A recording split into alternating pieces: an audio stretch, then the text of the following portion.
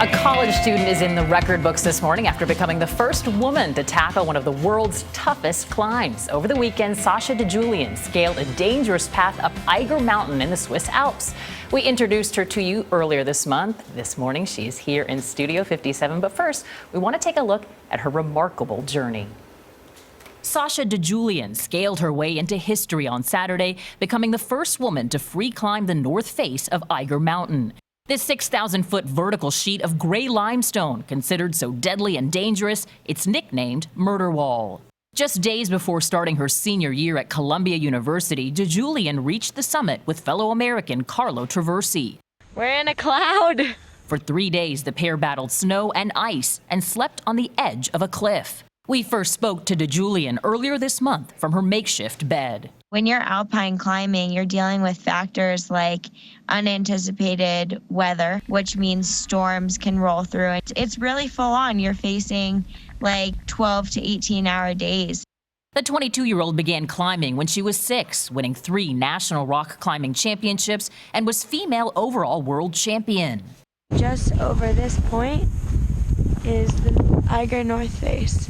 She and Traversi spent weeks making multiple attempts on the wall before conditions allowed for their final and historic push to the top. It's just unbelievable watching all of that. Why? Why did you do that? So I've been climbing since I was 6, and my main focus in climbing is sport climbing. So this was a completely new adventure to me to go after such a big mountain. But really the only way to push to the next level and to expand your comfort zone is by putting yourself on new terrain and really testing what it is that you're comfortable with. So did the murder wall live up to its nickname? Well, it didn't murder me. Maybe not.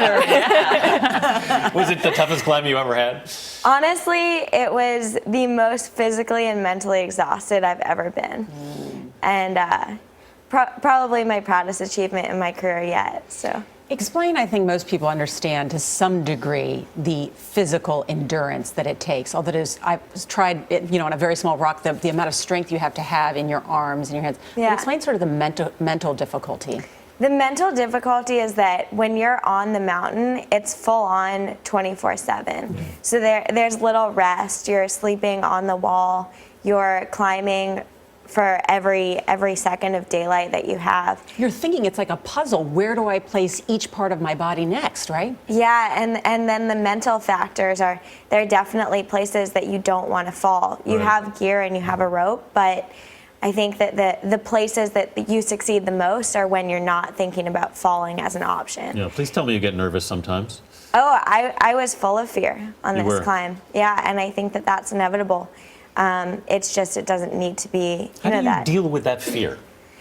You can't think about failing, and you can't think about falling in situations where you can't fall.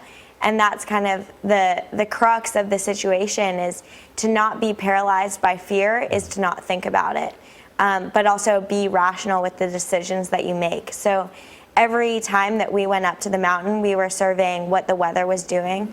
We were sure that we weren't on the mountain when there were storms, because that's when it's really dangerous. Crater-sized rocks can fall when it's raining or storming, and that no helmet really can protect from. So I think being aware of your surroundings is something that is a step to avoid the repercussions. You said that people have told you little girls don't belong on the Eiger. Does that motivate you to prove them wrong? Yeah, that's definitely a motivating factor, is to be told that you can't do something, and to just think about, well, I want to believe that I can do whatever it is that I decide that I want to do.